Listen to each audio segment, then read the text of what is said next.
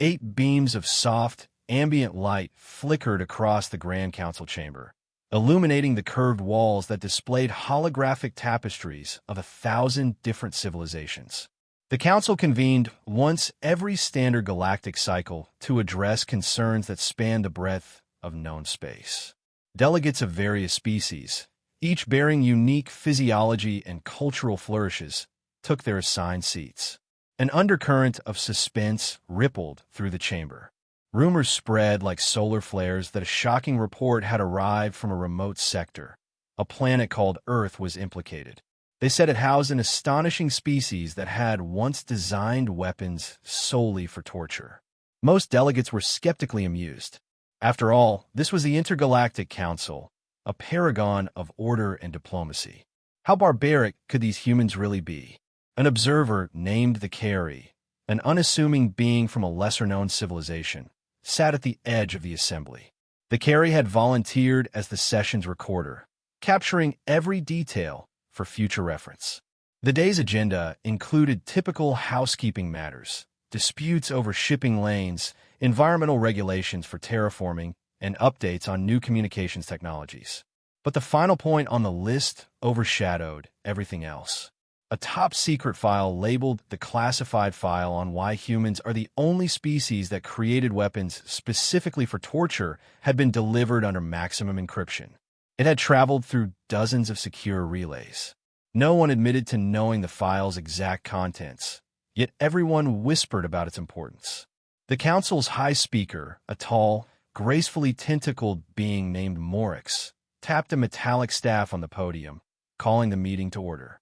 The staff's resonance commanded silence. Holographic orbs projected around Morix, symbolizing the presence of distant members who attended via subspace streams. Morix's voice clicked and word in her species' melodic pattern, automatically translated into the earpieces of every attendant. With a measured hush, she announced that the final agenda item would be addressed immediately. Evidently, it could not wait. Several delegates exchanged glances. A few scrolled through notes on luminous pads, trying to glean a clue. Others leaned forward, intrigued. At last, the council steward stepped onto the circular dais at the center of the hall, carrying a sealed cylinder inscribed with dense alien script. When the steward twisted it open, the subspace security locks disengaged, and a cluster of translucent tablets rose into the air. They hovered, reflecting the chamber's lights in colorful ripples. Morix carefully plucked one from the air and read the introduction out loud. "It has come to our attention," she began, "that the bipedal mammalian species known as humans, originating from the planet they call Earth, once developed numerous mechanisms, devices, and contraptions intended for the deliberate infliction of pain. Although many civilizations throughout the galaxy have engaged in warfare or violence, seldom has there been evidence of a culture systematically inventing tools purely for torture, rather than self-defense, resource acquisition, or deterrence. This phenomenon merits urgent investigation." A murmur spread through the audience. Some delegates found it hard to believe. Sentient species might develop weapons for war, but to craft specialized torture devices suggested an edge of cruelty far beyond the norm. A few delegates from the warlike Calic species, who prided themselves on ancient conquests, exchanged worried looks. Had they underestimated humans, whom they had previously dismissed as physically feeble? Representatives from species devoted to pacifism openly displayed horror. Across the galaxy, violent acts were rarely singled out for their cruelty alone. War was typically about resources, territory, or survival. The concept of an entire subculture of devices meant to prolong suffering rattled them. Seated toward the front were 3 delegates who caught one another's eyes the moment Morix concluded her reading. Zarkalen of the Znak, Jiri of the Corvith, and Dr. Velqua of the Virak had each encountered rumors about humans before. Zarkalen, a tall and rigidly postured reptilian biped, had read fragments of historical data about Earth's conflicts. Jiri, from mammalian species known for hospitality, had spent time compiling cultural research on Earth's arts and entertainment. Dr. Velqua, a being shaped somewhat like a luminous cephalopod, excelled in psychological studies across the galaxy, and had always been fascinated by the strange contradictions in human behavior. The three recognized that something in this new file felt urgent and dangerous. Morix, her tentacles shifting in an expression of resolve, declared that the Council must send a special investigative delegation to Earth. Their task, to verify the authenticity of these horrifying claims, gather direct information, and determine if humans presented a threat to galactic stability. Zarkalen volunteered to lead the diplomatic team. He was a military and political liaison in the Znak hierarchy, known for being methodical and unflinching. Jiri stood and calmly offered to serve as a cultural mediator, hoping to maintain balanced dialogue. Dr. Velqua, though not an official council delegate, was granted temporary advisor status, as her psychological expertise could prove indispensable. They would be joined by additional support crew from various species. The council wasted no time approving the proposal. After the meeting adjourned, the entire chamber buzzed with discussion. The phrase torture weapons echoed in multiple languages. The delegates who prided themselves on academic curiosity exchanged anxious remarks, while those with more primal instincts muttered that the humans must be dealt with swiftly, lest their cunning spread. Morix's final words lingered in the stale air. Should these claims be confirmed, we face a moral and strategic quandary. Let us proceed with caution. Zarkalen strode through the corridor, the spines on his scaled neck bristling slightly. A thin data tablet shimmered in his grasp. It displayed partial segments of that controversial file, including images blurred behind clearance protocols. A heading read, Human Invention, the Iron Maiden, accompanied by grainy visuals of a large, coffin-like device studded with interior spikes. Zarkalen suppressed a shudder. Next to him, Jiri patted softly, tail flicking as she tried to remain calm. Her species had few references to Earth's violent history, but she had read enough to know that these humans had an unsettling duality, capable of both profound empathy and shocking savagery. Dr. Velqua glided up behind them, her bioluminescent patterns undulating in subdued pulses. "We must examine the context," she said in a gentle, watery voice. Primitive societies sometimes commit atrocities before they develop stable ethics. We can't judge them solely by the past, but we also can't ignore these documents. The question is whether they've moved beyond this brutality or if it still defines their civilization. Zarkalen nodded thoughtfully. He had already summoned the dreadnought Enlightened Endeavor, ironically named despite being armed with advanced protective systems. They would depart for Earth in the next rotation. And as they left the Council's grand dome, the swirling tapestry overhead seemed to reflect an uncertain future, a swirl of starlight tinged with the possibility that humans might be more dangerous or more remarkable than any species the galaxy had ever known. No one slept comfortably that night, not even Jiri, whose Corvith physiology usually required deep rest. Each prospective member of the Earth delegation wrestled with uneasy thoughts. Had the humans truly designed countless instruments just for torture? If so, were they still manufacturing them in secret? The file implied so many disturbing nuances, and yet Earth's ambassadors to the Council had always come across as polite, eager to learn, and surprisingly witty.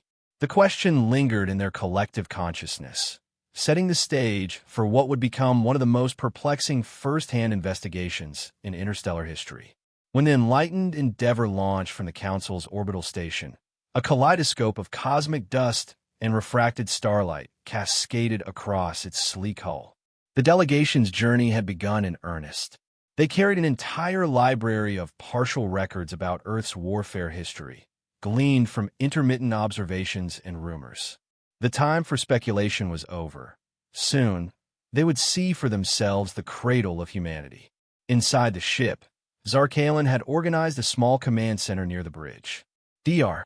Velqua hovered by a table, shifting her luminous tentacles over screens that displayed diagrams of Earth's atmosphere, cultural distribution, and technologies. Jiri busied herself making requests for data from Earth's official channels. She was determined to coordinate a respectful arrival, one that would not provoke hostility. A half-dozen additional officers from half as many species darted in and out, adjusting flight vectors or calibrating stealth instruments that might be needed if negotiations went poorly. Zarkalen stared at the largest display on the wall, which showed a rotating image of Earth. He was still trying to process the excerpts from the classified file.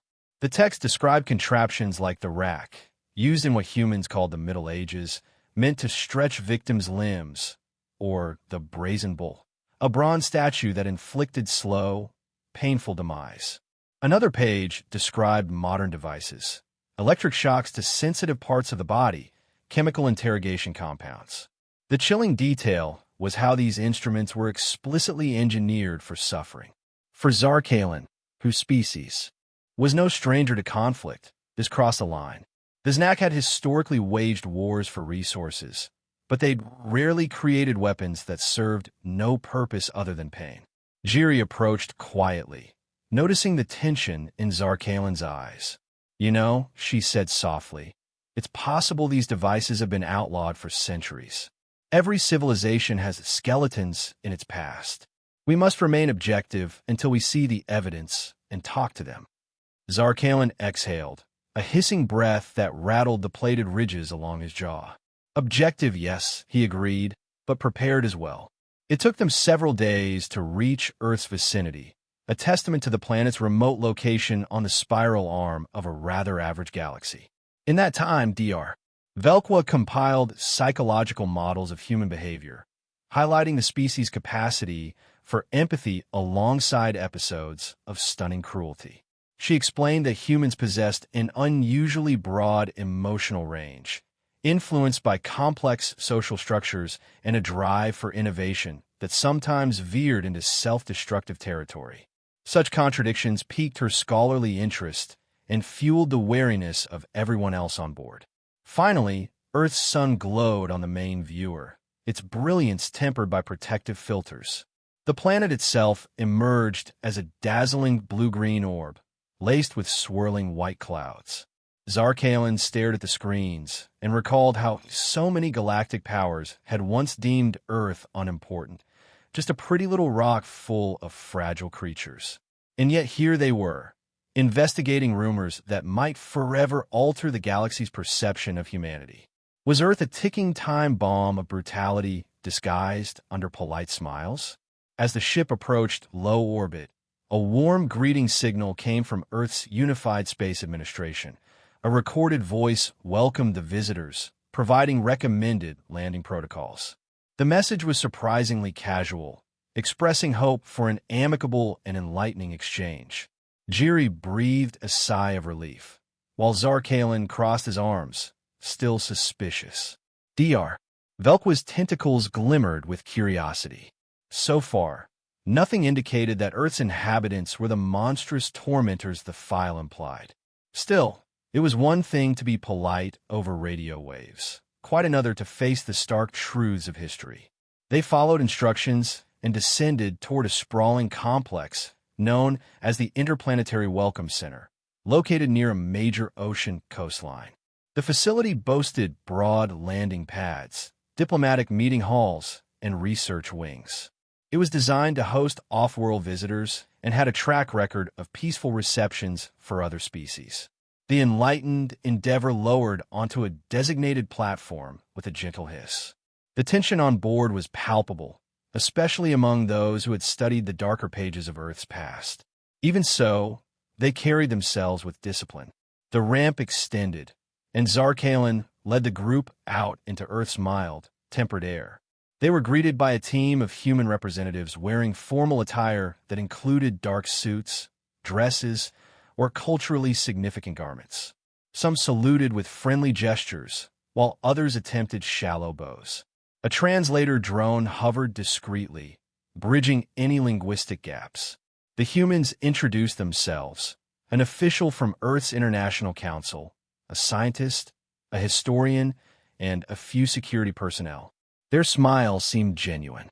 Jiri, stepping forward, responded with a graceful Corvith greeting, her ears twitching in a sign of respect.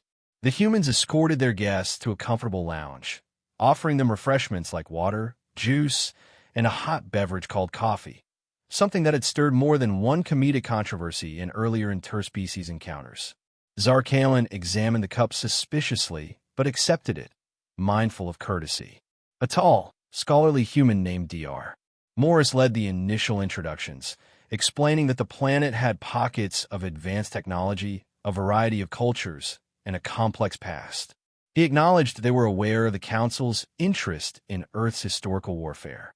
"We've been expecting questions about our darker chapters," Dr. Morris said, face grave but open. "We're prepared to provide you with as much transparency as possible." The conversation felt cordial enough, though Zarkalen remained guarded. He wanted to see, with his own compound eyes, the instruments detailed in the classified file. The enlightened Endeavor's crew were similarly cautious, though they noted no sign of hostility so far. Dr. Morris mentioned a curated exhibit at a local military museum that displayed examples of humanity's historical weapons and torture devices, part of a frank confrontation with their own past. Some Earth nations had made it a mission to educate future generations about these atrocities, to prevent them from ever resurfacing. The very idea unsettled the visiting aliens, but it also offered a chance to examine the truth directly. The delegation scheduled a visit to the museum for the following day. That evening, the humans provided accommodations near the facility, serving an array of Earth cuisine tailored to alien dietary needs. Jiri marveled at the variety of vegetables, fruits, and bread on offer. Zarkalen quietly ate a protein dish that reminded him of his snack staple. Dr. Velqua found a salty soup that complemented her amphibious physiology.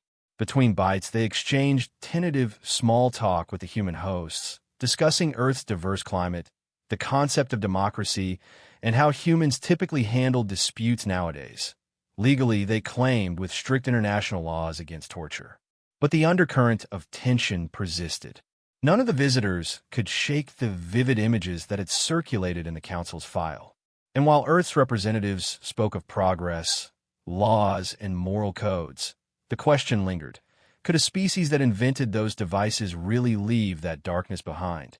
Early the next morning, a sleek ground vehicle brought them to the museum complex.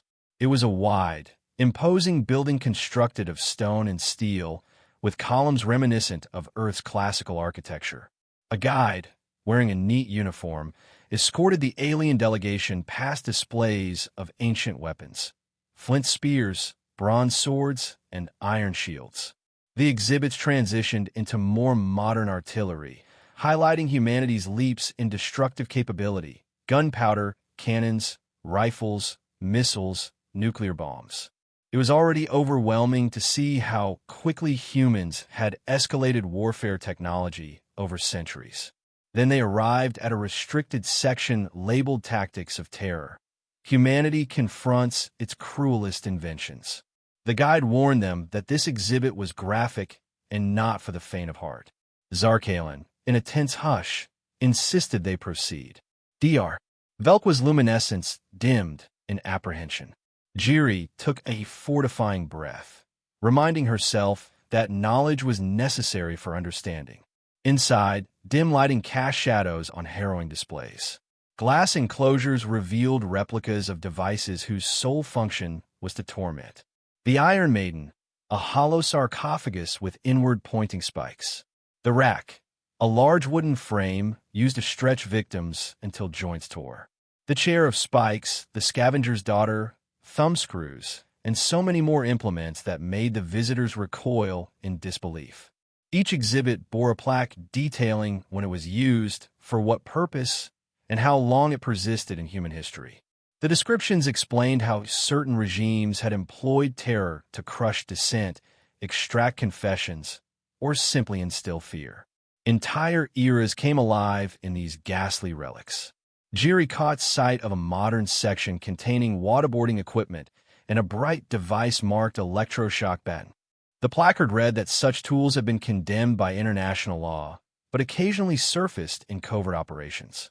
Dr.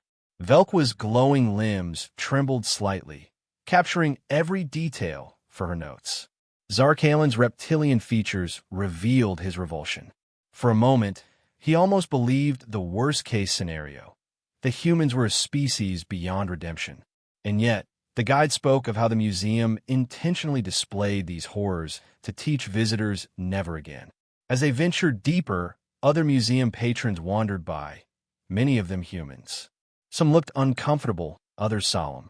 A few teenagers even made nervous jokes, which shocked the aliens more than any official statement could.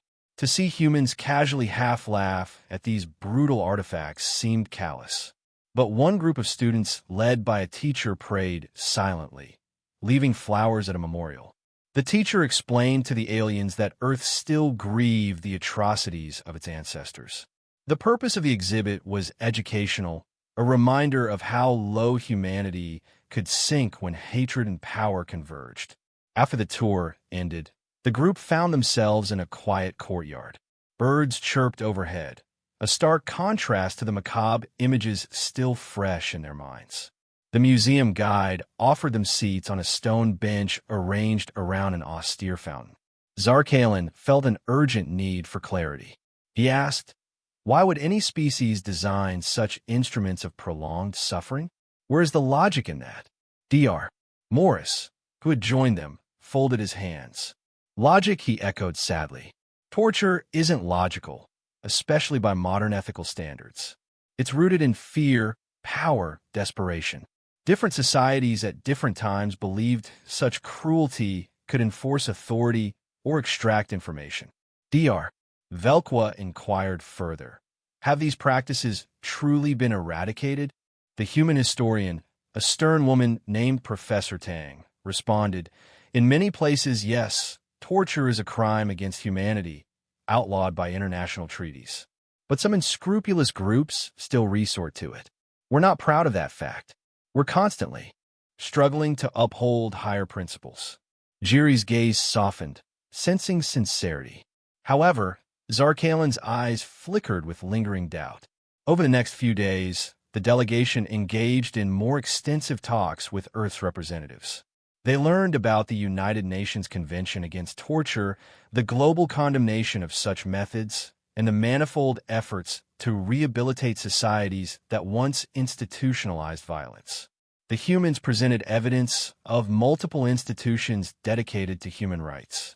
They spoke about the vast outcry from civilian populations whenever revelations of torture emerged.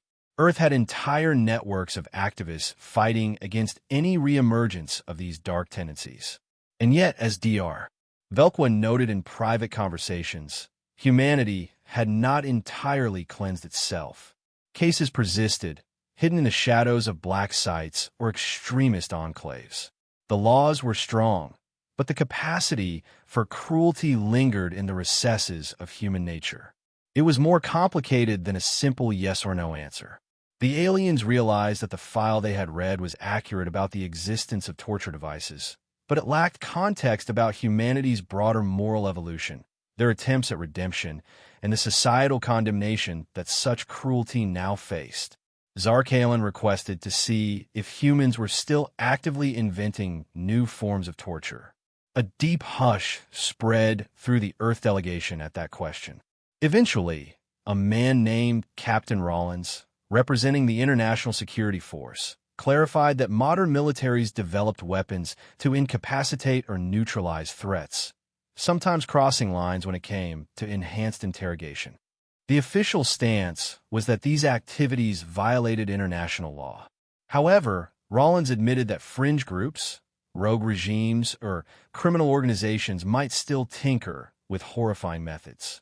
Humanity was, after all, diverse, with a staggering range of ethical compasses. This admission rattled the aliens, but also revealed a people trying tirelessly to enforce their own laws against the darkest impulses of their species. Jiri found a poignant moment to reflect. Your species has soared to great heights of compassion, volunteering, charity, universal declarations of human rights. Yet you've also plumbed the depths of cruelty. How can we reconcile these extremes? Dr. Morris responded, that question haunts us as well. We choose, collectively, to foster empathy. We teach it, encoded in our laws, and uphold it in global courts. But each generation must learn the lessons anew. Dr. Velqua found the complexities intellectually thrilling, though ethically unsettling. She spent hours analyzing interviews, historical footage, and legal documents, building a psychological profile of humanity. The final portrait was nuanced, a species born from survival pressures, forging a complicated tapestry of moral and immoral practices, always forging ahead with invention, whether beneficial or terrifying. She concluded that humans were neither purely savage nor purely benevolent, but a perplexing mix of the two, prone to violent extremes, yet also capable of remarkable empathy.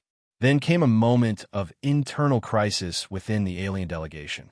Zarkalen advocated for caution, suggesting that the Intergalactic Council impose stringent supervision on Earth, or at least a thorough system of monitoring. They're a risk, he insisted. They've proven their ingenuity can twist technology in ways we can't predict. If they ever unify under a malevolent force, the galaxy could face a threat unlike any other. But Jiri disagreed. They're not just monsters. They're also artists, explorers, and healers. They're forging new cures, building alliances, studying the stars with awe. If the Council intervenes too harshly, we might push them toward defensiveness or worse. Dr. Velqua remained thoughtful, bridging the gap. We have enough evidence to see that they've instituted many safeguards. The real question is whether we, as outsiders, have the right to police them for historical actions they now condemn themselves. Zarkalen countered, but some are still committing these acts, even if clandestinely. Isn't it our duty to protect the rest of the galaxy from potential expansion of such cruelty? Before they could reach consensus, an emergency call came in from an international law enforcement agency on Earth. A small extremist faction had been discovered attempting to replicate historical torture devices. They planned to use them on abducted victims as part of a twisted ideological agenda. The group had stolen materials from an abandoned industrial site near the coastline. Local authorities requested off-world assistance, curious if the aliens had technology that could detect or disable these contraptions. This shocking development abruptly thrust the delegation into direct involvement, stripping away any veneer of mere academic study. They traveled with a human security team to the region. In an abandoned warehouse, they discovered prototypes of medieval racks, iron cages with mechanical enhancements, and some electric contrivances far more advanced than old battery-run devices. The air was thick with the stench of rust and dread. Seeing these instruments in a real, modern setting horrified the aliens beyond the curated safety of a museum exhibit. This was no relic of centuries past, but an active attempt to perpetuate cruelty. Captain Rollins moved swiftly with his squad, and they neutralized the threat. The extremist group was arrested, the abductees rescued, and the devices dismantled. But the scars on the aliens' minds were immediate. It was proof that the darkness they feared still lurked within humankind's fringes. Later, during a debrief, the aliens witnessed how the majority of human society reacted with collective revulsion. News networks globally condemned the extremist plot. Citizens demanded harsh punishment for the perpetrators. Psychologists volunteered to treat the rescued victims. Donations poured in to support them. The Earth's leaders reaffirmed their stand against torture, praising the collaborative effort that stopped it. This spontaneous moral outrage from millions of humans offered a stark counterpoint to the vile inventiveness shown by that tiny extremist cell. Jiri, tears welling in her eyes, told Zarkalen, "Look at how unified they are in rejecting this act. The fact that people protest so loudly reveals that this cruelty isn't normal or acceptable. Their moral consensus is stronger than the few who choose this evil path." Zarkalen, still tense, found his stance soften somewhat. He recognized a vital distinction. While the capacity for torture existed, the overwhelming majority of humans fought against it. He admitted to himself that rarely had he seen such widespread condemnation come so swiftly in other violent-prone species he'd studied. Back at the Interplanetary Welcome Center, The delegation convened a final summit with Earth's leading representatives, ambassadors, experts, military officials, and humanitarian leaders. The conversation was both somber and hopeful, acknowledging that the threat they'd just witnessed was real, but not indicative of mainstream human behavior.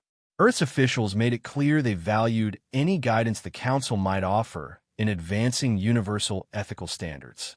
They also humbly asked that humanity not be judged solely by the worst examples among them. Zarkalen stood, addressing the gathering. He declared he would recommend that the Intergalactic Council refrain from severe sanctions. Instead, he proposed that the Council work with Earth to develop mutual agreements ensuring that if any advanced alien technologies ended up on Earth, they would not be twisted into new torture devices. Earth's delegates agreed. They pointed out that through cooperation and shared moral frameworks, they could learn from alien societies and, in turn, share their own knowledge in medicine, environmental science, and even cosmic exploration. Dr. Velqua added that the best path forward might be to integrate Earth into a network of cultural exchange, letting humans see the examples set by more peaceful civilizations. Jiri concurred, praising the honesty shown by Earth's leaders. A weight seemed to lift in the room. The hardest truths had been exposed, and while they were disquieting, they did not define the entire species. Earth had dark chapters, very dark ones, but they were actively writing new pages filled with compassion and unity, even if imperfectly. The next day, the alien delegation was invited to visit a cutting-edge research hospital. Their advanced medical technology and humanitarian programs were on full display. Prosthetics for wounded veterans, therapies for chronic illness, and philanthropic initiatives that aim to heal rather than harm. The sight of such dedication touched the aliens deeply. They saw the same inventive genius that created horrifying devices, now employed in saving lives. Before departing, Zarkalen held a private conversation with a human psychologist. He confessed he still couldn't fully comprehend how the same species could develop such extremes. The psychologist, a gray-haired woman with compassionate eyes, smiled gently. "We're complicated. Some of us do unspeakable harm. Others do monumental good. We spend our entire existence grappling with both potentialities. Maybe that's why we've made so many cultural artifacts about redemption, justice, and morality, because we're constantly trying to remind ourselves which path is right." Dr. Velqua listened and recorded every word, seeing how it tied into her own evolving theories. She realized that humanity's capacity for empathy was as extraordinary as their capacity for cruelty, and the two seemed intertwined in their collective psyche. Jiri, meanwhile, walked among the hospital's staff, witnessing them treat patients from different nations without bias. She saw the unifying power of cooperation, at least in that microcosm of Earth's medical world. When the enlightened Endeavor finally lifted off from Earth's surface, the farewell ceremony felt far more hopeful than their initial arrival. Humans waved and held signs proclaiming messages of peace and unity. Zarkalen found himself quietly moved. The displays of goodwill might have been small gestures, but they evoked genuine warmth. High above Earth, the star-speckled backdrop reminded them of the vastness of the galaxy. In the ship's briefing room, they composed a comprehensive report for the Intergalactic Council. It included stark facts. Yes, humans invented, and occasionally still create, weapons designed purely for torture. But they also noted that enormous structures, legal, moral, and cultural, have been established to prevent, punish, and eradicate such acts. The final recommendation: we do not brand humanity as an irredeemably cruel species. They are, rather, a civilization locked in a perpetual struggle between moral aspiration and darker impulses. Their successes in banning torture far outweigh the groups that cling to it. We advise cooperative vigilance rather than isolation or aggression. Their concluding remarks acknowledged the broader significance. Dr. Velqua wrote, "Humanity's creative energy, capable of forging new technologies overnight, can be harnessed for either devastation or salvation. By aligning ourselves with the forces on Earth that champion compassion, we can guide them to become a boon to the galaxy, not a threat. We must treat them not as monsters in waiting, but as partners in progress. When the council reconvened to hear their testimony, Morix once again presided. A hush fell as Zarkalen, Jiri, and Dr. Velqua presented visual records, testimonies, and first-hand accounts of the extremist incident that had been thwarted, as well as the uplifting aftermath. Delegates asked piercing questions about the scope of human cruelty and the reliability of legal frameworks that tried to contain it. Yet the delegation's evidence of Earth's moral fabric, encompassing activism, law, education, and empathy, proved compelling. A motion was put forth to initiate formal diplomatic relations with Earth, contingent on certain protocols preventing the spread of any newly invented torture devices. The council debated fiercely, but in the end, the measure passed by a comfortable margin. The official stance became one of guarded acceptance. Earth would receive closer cooperation, particularly in the fields of technology, medicine, and cultural exchange.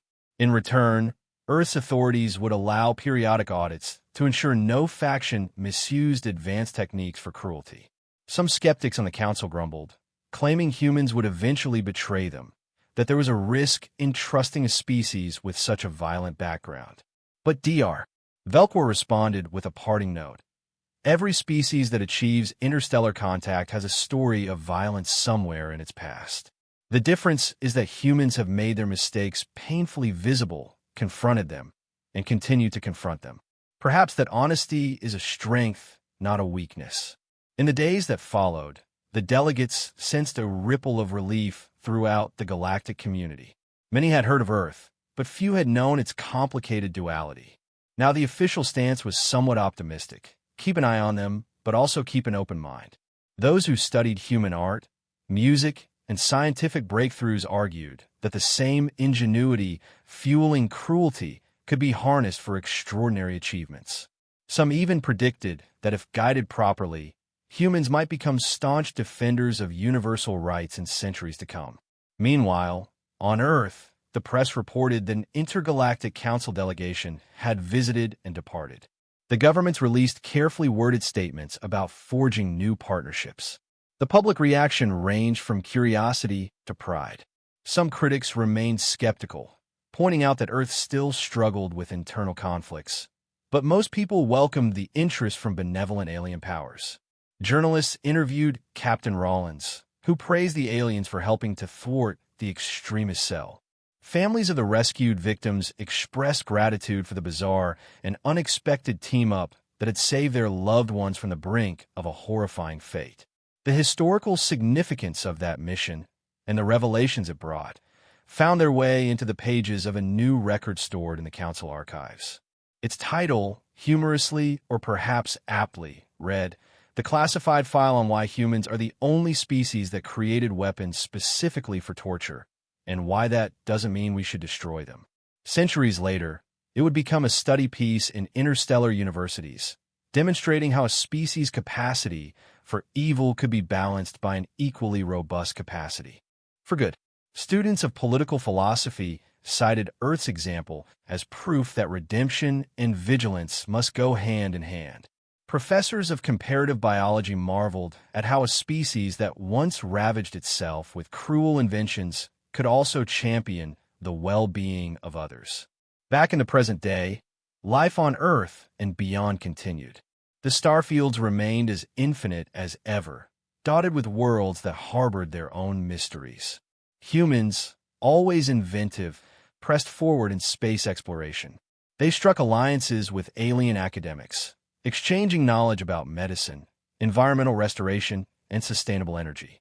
News occasionally surfaced of small human factions trying to resurrect horrific methods. Yet each time, condemnation was swift, and the Intergalactic Council found Earth more than willing to cooperate in neutralizing such threats.